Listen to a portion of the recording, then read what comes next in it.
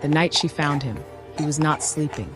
He was sitting perfectly upright in the dark, hands gripping the armrests of his chair like a man trying to hold himself together by sheer force of will. Eyes open, jaw set, the fire long dead beside him. The Duke of Ashford, the most feared and respected man in all of London, was shaking, not from cold. She stood in the doorway and made a choice. She walked in, pulled a chair close to his, sat down. He looked at her like no one had ever done that before, because no one had.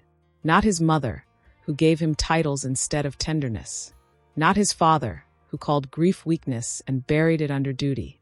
Not a single soul in 32 years of living inside that cold, magnificent house had ever simply stayed. She did not touch him. She did not speak words of comfort. She just refused to leave him alone in the dark. And that one quiet act of staying was the beginning of the end of everything Edmund Cavendish thought he knew about himself. This story is entirely fiction. Any resemblance to real persons or places is purely coincidental. Before we go further, tell us in the comments where you are watching from. We love knowing our community spans the whole world. And if stories like this speak to something in you, subscribe. Because I drop stories like this regularly, and you will not want to miss what is coming next. Every story on this channel costs time, research, and heart. Your subscription is what makes it possible to keep going. This channel is built on persistence. Subscribe if you believe in persistence. Now tell me, have you ever stayed for someone who did not know how to ask you to? Let us begin. London, 1810. The city is alive with contradiction. Outside its grand townhouses, the streets are loud with the rumble of carriages and the cries of street vendors. Newspapers carry reports of Napoleon's armies sweeping across Europe. British soldiers are dying in Portugal and Spain under the command of General Wellington. But inside the gilded drawing rooms of Mayfair, the greatest concern is who danced with whom at last Tuesday's ball. This is the world of the ton. That tight, invisible circle of aristocratic English society that governed itself by rules older than most of its members. Who you were born to, what your title was, how you carried yourself in public. These things were not preferences. They were law. And at the very top of that world, above earls, above viscounts, above marquises, sat the Duke. In the whole of England in 1810, there were fewer than 30 men who held that rank. 30, in a nation of millions. Edmund Cavendish was one of them. He had inherited the Dukedom of Ashford at the age of 8 years old. Most boys that age are climbing trees and muddying their boots.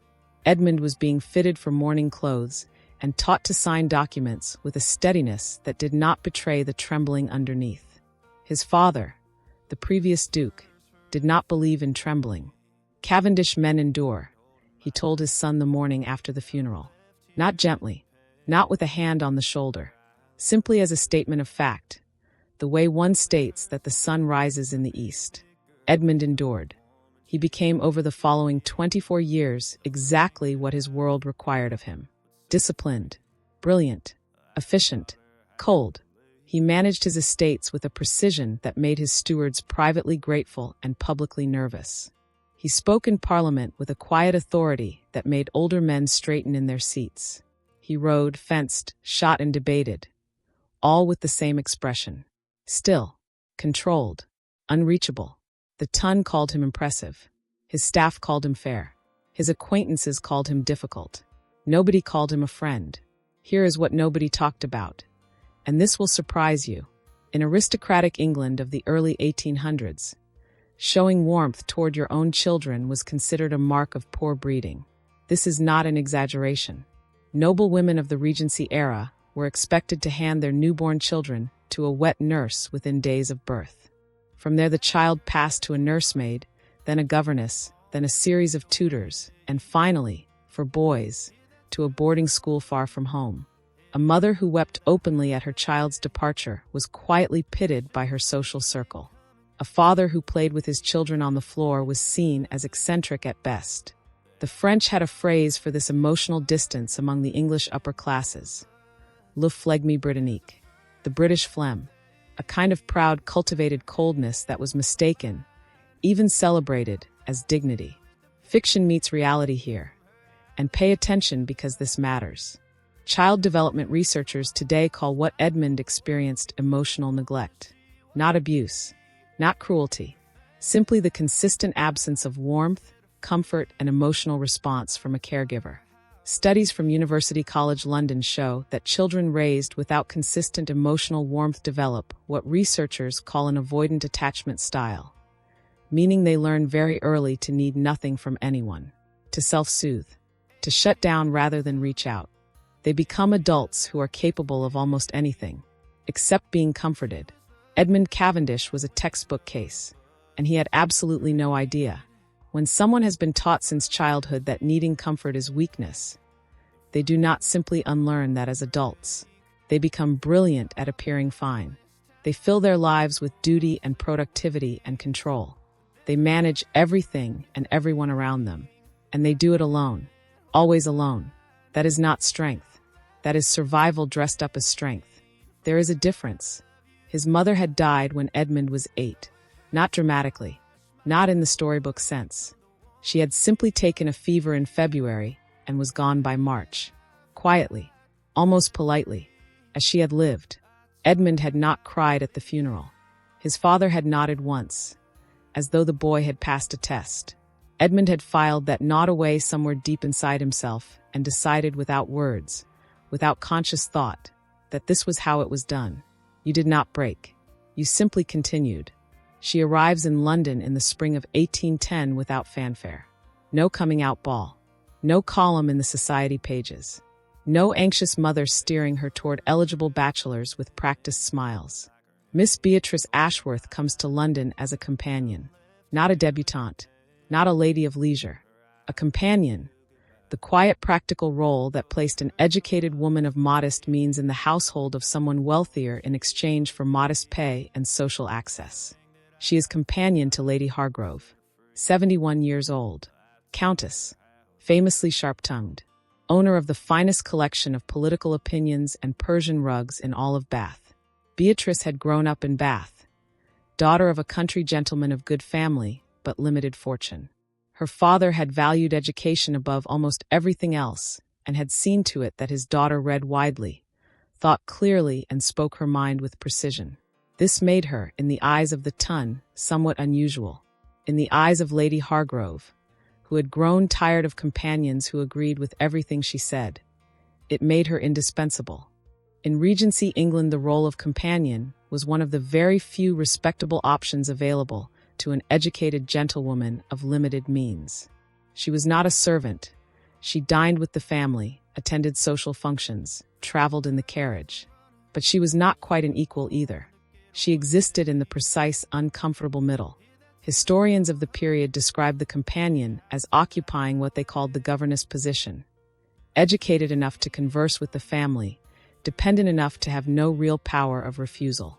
Beatrice navigated this with the calm efficiency of someone who had decided very early that her dignity was not determined by her circumstances. That quality, that particular kind of quiet, unshakable self-possession, was precisely what would eventually undo Edmund Cavendish completely. She and Edmund meet in his library, not at a ball, not in a park, not at a supper where they are strategically seated beside one another. In his library, because Beatrice is there to collect a volume for Lady Hargrove, and she has arrived early, and the book she is waiting for has not yet been retrieved from the upper shelf, and so she does what anyone with genuine curiosity does when left alone in a room full of books. She opens one and begins to read. Edmund walks in and finds her standing there, completely at ease, turning pages in his private collection without a trace of guilt. "That," he says, "is not yours." She looks up, does not flinch. "I know," she says. "I shall return it when I have finished the chapter." The room is very quiet. Edmund has not been spoken to like that in. He cannot actually remember how long. People in his presence were careful, measured. They chose their words the way one chooses footing on uncertain ground. This woman is not uncertain about anything. He should be annoyed. He is, he realizes with some discomfort. Not entirely annoyed. He leaves the room without another word. But he does not send a servant to retrieve the book. Beatrice does not try to charm Edmund. She does not soften herself to make him comfortable. She does not perform warmth to draw him out.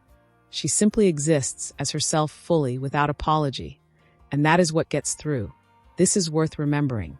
The people who finally reach the most guarded hearts are rarely the ones who tried the hardest to get in. They are the ones who simply refuse to be less than themselves in the presence of someone else's walls.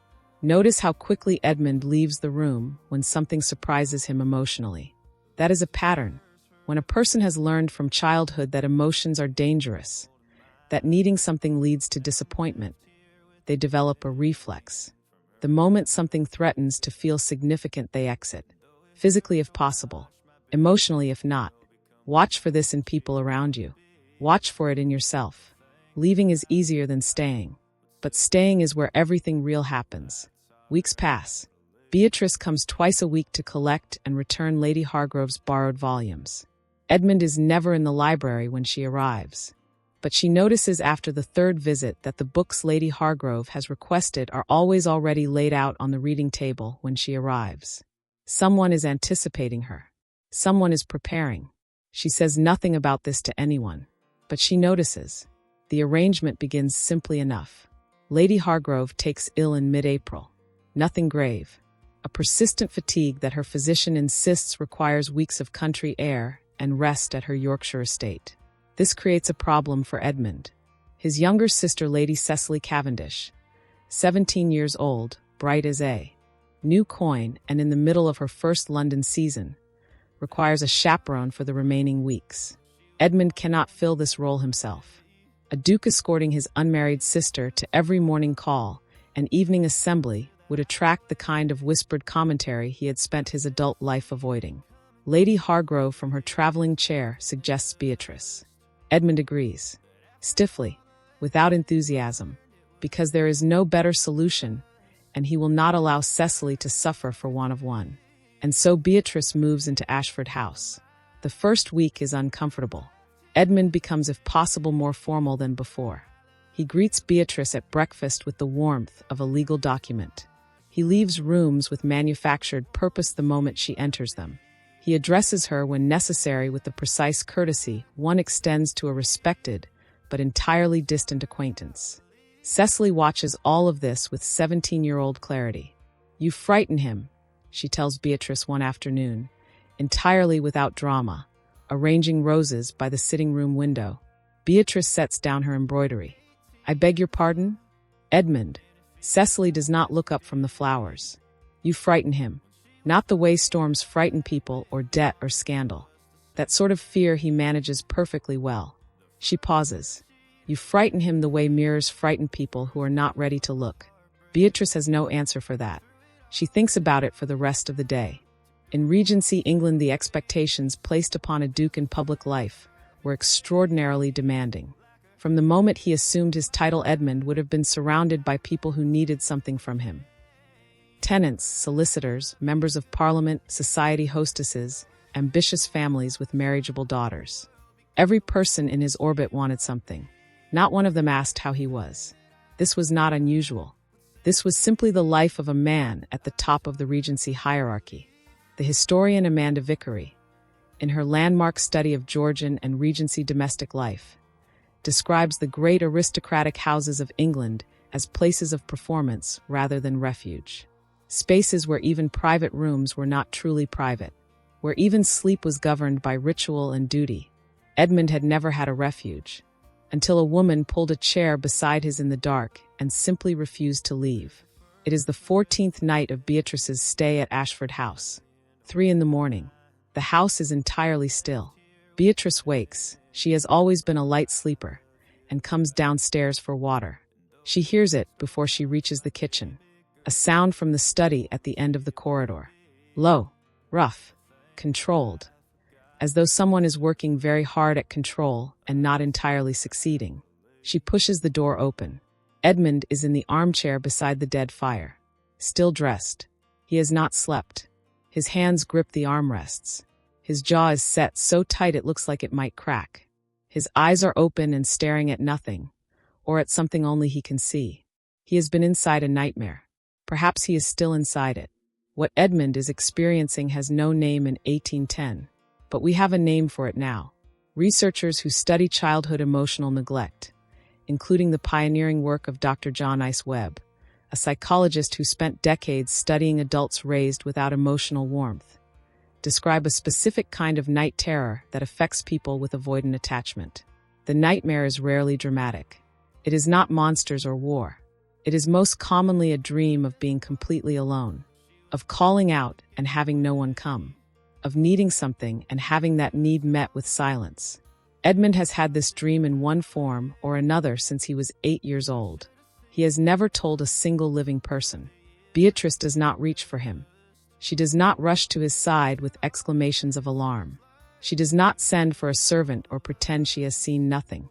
She walks into the room, pulls a chair close, not beside him, not touching distance, but close enough that the air between them changes. She sits down. He stares at her. His eyes are back in the room now, present, wary. "You should not be here," he says. The words come out rougher than he intends. "Probably not," she agrees. "Do you want me to leave?" The fire is dead. The room is cold. The clock on the mantelpiece reads 3:14. He does not answer. She takes that as her answer. She begins to speak, quietly, about nothing of consequence. A letter she received from her father in Bath, describing the spring rains. A chapter she had finished before bed. Rather opinionated natural philosophers' thoughts on the migration of birds. The thoroughly absurd hat Lady Hargrove had apparently purchased before departing for Yorkshire, which Beatrice had discovered boxed in the hallway, and which had made her laugh alone in the corridor for longer than she would admit. She does not ask him what happened. She does not tell him he is safe now. She simply fills the silence with the ordinary texture of living, the small, warm, unremarkable details of a life being lived without fear.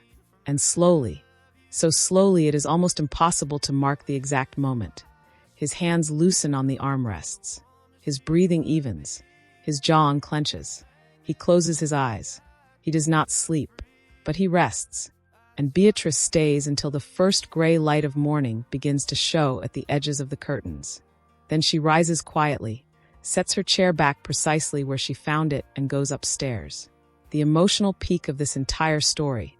Do not miss it. Edmund Cavendish has in the course of that one night done something he has not done since he was 8 years old. He has let someone stay. He did not ask for it. He did not permit it consciously. He simply failed, for the first time in 24 years, to make someone leave. And it did not destroy him. That discovery, quiet, wordless, felt rather than thought, will rearrange something fundamental inside him. Not all at once, not neatly, but permanently. The next morning he is at breakfast before her, perfectly composed, reading his correspondence. The picture of a man who slept deeply and woke refreshed. When Beatrice sits down across from him, he does not look up, but he reaches across the table and pours her tea. He has never done that before. He does not comment on it. He simply does it, sets the cup precisely in front of her, returns to his letters, as though it is the most natural thing in the world. Beatrice wraps both hands around the warm cup. She does not smile where he can see it, but she does smile. This moment, the cup of tea, is everything. It is not a declaration. It is not an apology. It carries no words at all. But understand what it means. A man who has spent 32 years learning that to give warmth is to expose weakness has just given warmth. Quietly, without acknowledgement, as though testing whether the world ends when he does it. It does not end. This is how guarded people begin to open. Not with speeches. Not with grand romantic gestures. With a cup of tea placed carefully in front of someone they have decided, without yet being able to say it, that they would prefer to keep. Watch for the small things. They are never small. 3 weeks pass after that night, and Edmund Cavendish becomes, without fully realizing it, a man conducting a quiet experiment in warmth. He does not announce it. He does not even acknowledge it to himself. But the evidence accumulates. Books begin appearing on the library table. Not Lady Hargrove's requested volumes. Different books. Books on natural philosophy, botanical illustrations from the Royal Society's latest expedition journals, histories of English country estates written by scholars he had never bothered recommending to anyone before. Books that have nothing to do with anything, except that they are exactly the sort of thing Beatrice would find interesting. They appear without note, without signature, without any indication that someone has thought about her enough to select them. They simply appear. He asks his housekeeper, in a carefully offhand manner that fools absolutely no one in the household, whether Miss Ashworth takes her morning tea before or after her walk. He inquires with equal manufactured nonchalance whether the guest rooms on the east wing are warm enough in the early morning hours. He instructs without explanation that the fire in the library is to be lit each morning before 7 o'clock. Cecily watches all of this.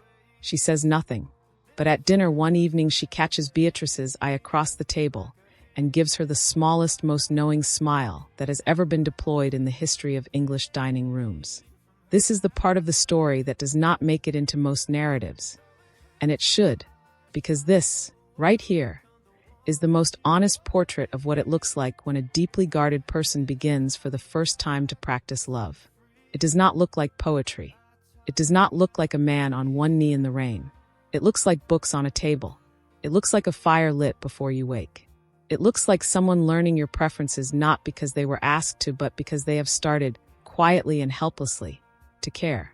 Edmund still does not say anything, and there is something important to understand about that silence. It is not indifference. It is not arrogance.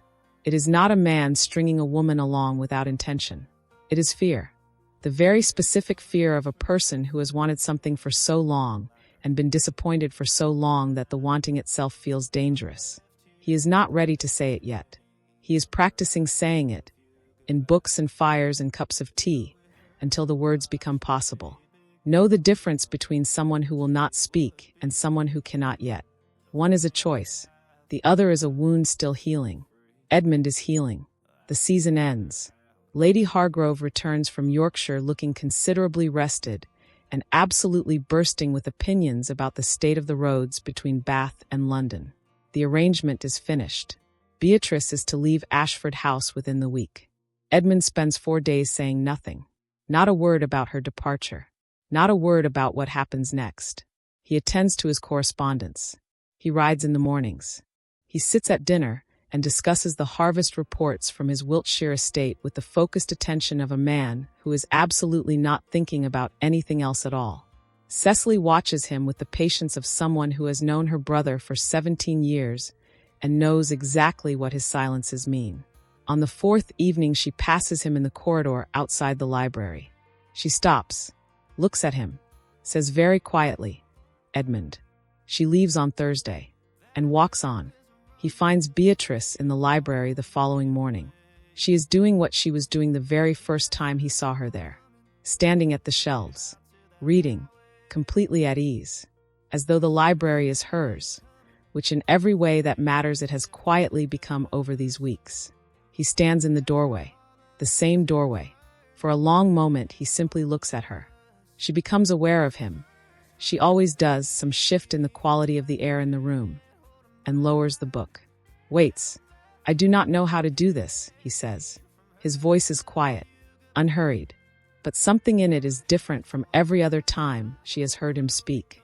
The control is still there, but underneath it, something is no longer hidden.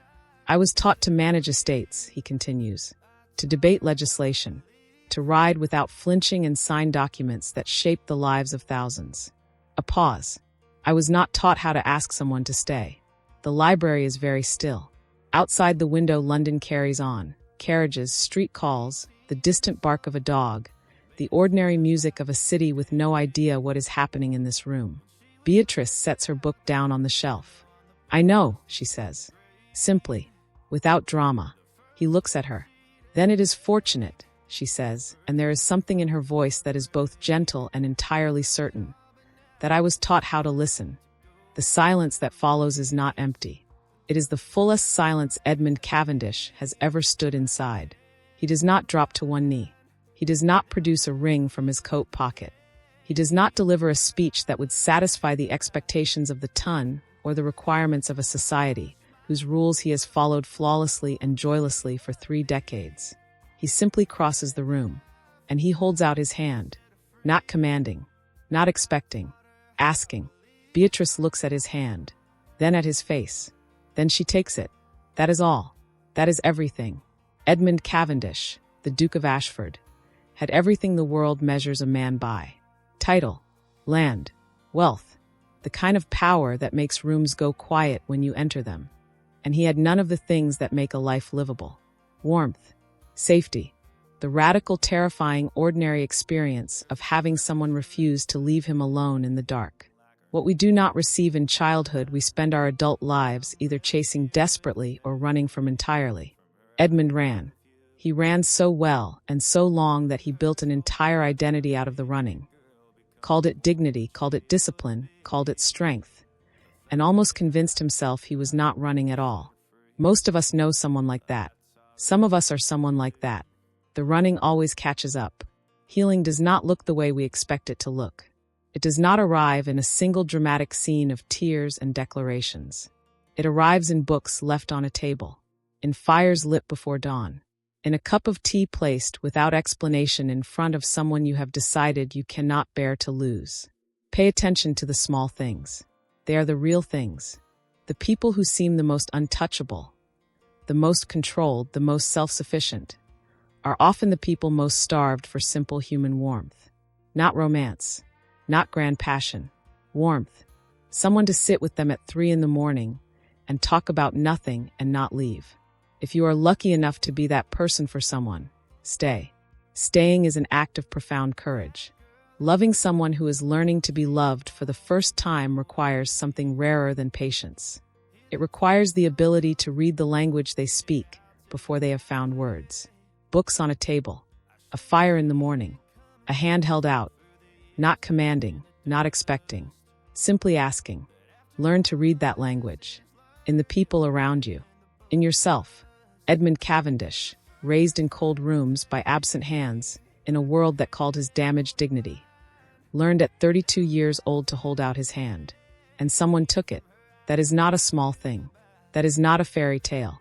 That is the most honest, most difficult, most human thing there is. The Duke who never learned to be held. Eventually, learned. And if this story moves something in you, something you recognize, something you have felt but perhaps never had words for, then it did exactly what it was meant to do. Drop a comment below. Tell us what part of Edmund's story you saw yourself in, or someone you love, or someone you used to be. We read every single one. And if you are watching this and you have not yet subscribed, this is your sign. Every story on this channel is built with the same care you just watched. Research, heart, truth wrapped in history. Subscribe, so you do not miss what comes next. Because what comes next is worth staying for. In 2024, the World Health Organization reported that over 970 million people worldwide live with a mental health condition, many rooted in childhood emotional experiences. The patterns Edmund carries, avoidance, control, the inability to receive comfort, are among the most common presentations of childhood emotional neglect seen in therapy today. We set this story in 1810 because the past helps us see the present more clearly. Edmund could not get help. You can. And the first step is simply recognizing the pattern. In yourself, or in someone you love.